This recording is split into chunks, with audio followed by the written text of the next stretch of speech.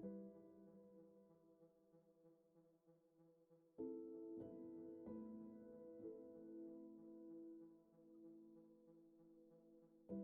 the weekend of multiple movie releases, I was actually looking forward to the 8 episode web series titled Tabbar that is available on Sony Live. Primarily because of the intriguing first look, the cast that is involved, and the unique nature of this particular OTT platform that always has a way to surprise you. Their marketing of their shows probably being my biggest gripe about them.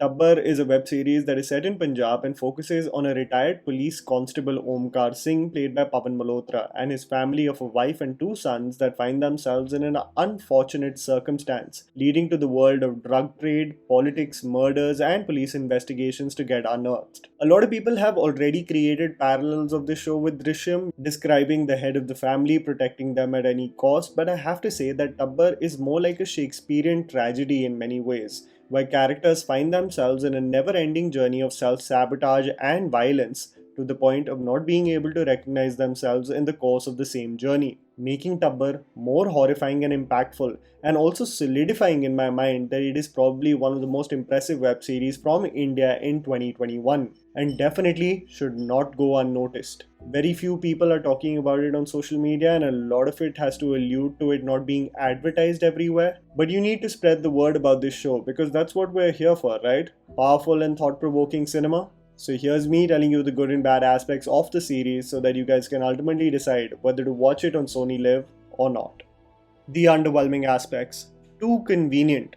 In a web series like this, you definitely embark on this journey and surrender to the vision of the creator. The episodes of Tabbar get bloodier, more horrifying, and there seems to be no way out for several of the characters, sometimes due to their own doing. But as characters find ways to get out of the bloody corner in which they are feeling trapped, there are many solutions that are executed, probably ways in which they can see a calmer future for their family, but certain sequences and the ease with which they get away with it is rather far-fetched. You will find it jarring only momentarily though, for the characters to enter, tamper with sensitive evidence for their own convenience and march out so smoothly that it doesn't even come across that these characters are regular citizens. Most of the tasks that are executed are sloppy and hurried in nature, but the fact that they constantly and sometimes almost comedically get away with things becomes rather convenient. This is of course not uncomfortable to the point of completely disconnecting you from the series, but this is something that will be at the back of your mind when you watch this 8 episode series.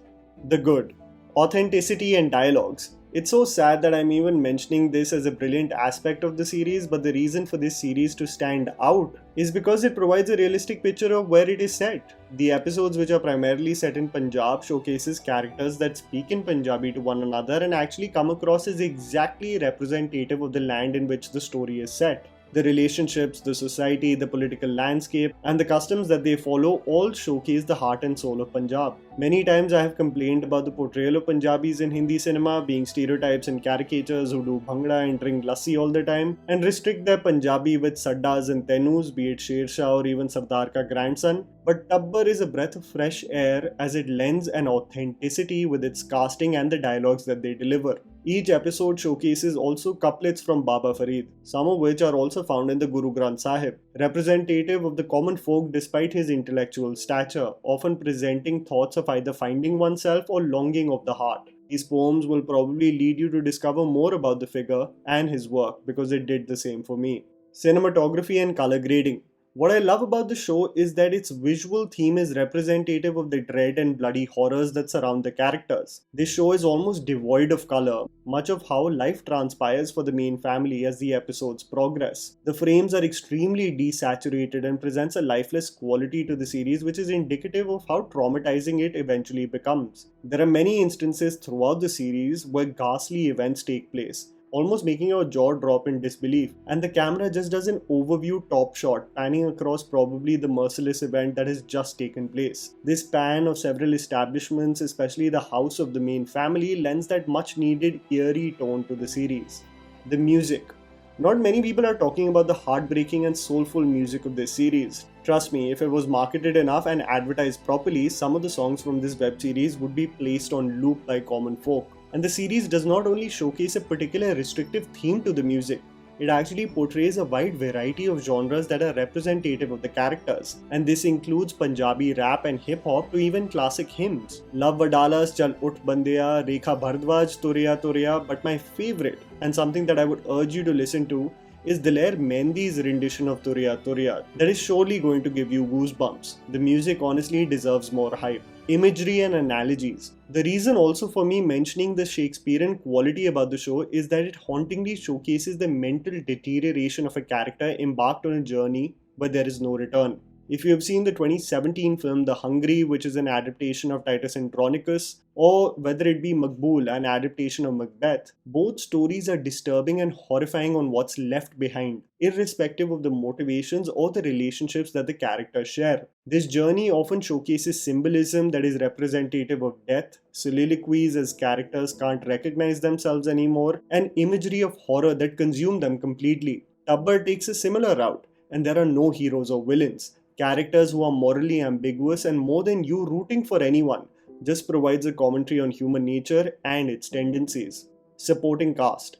Everyone in this show has done such a remarkable job. I'm so happy for an actor like Gagan Arora, who is well known in the digital space, but has really embarked upon a creative journey by portraying Happy and Tubber with such conviction and sensitivity. It just reinstates my belief that with the advent of the OTT platform, actors like him can really showcase their magic with compelling stories. Sahil Mehta as Tegi, his younger brother, lost on what his motive is and naive in his approach to things, also lends a brilliant dynamic within the family. Paramveer Singh Cheema as Lucky is probably the standout performer from the supporting cast, who takes a keen interest in the case that has become much more complicated than it seems. And Ranveer Shori, despite his brief appearance and limited dialogues in the show, provides a much needed intensity to the series and its development of events. Pawan Malhotra and Supriya Pathak. It is the powerful performances of these two legends that really will stay with you for a very, very long time. Both of them are national treasures that have been working for so many decades on the craft, and their evolution as actors to submit to characters wholeheartedly is something that melts my heart.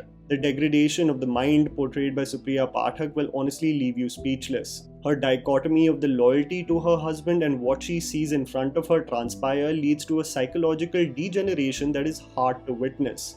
Pawan Malhotra, man, what an actor. Since his Nukkad days, this man has given life to such memorable characters, and be it this year itself with Graham, I think Sir has really hit it out of the park with Tubber, making me also think that he deserves an award for this heartbreaking performance. Trust me, while Tubber is definitely not for the faint-hearted, it is a twisted, horrific crime thriller that will definitely keep you at the edge of your seat and completely shock you with the way it concludes.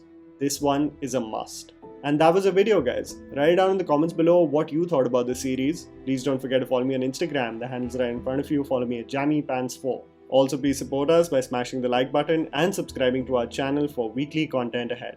Thank you for watching.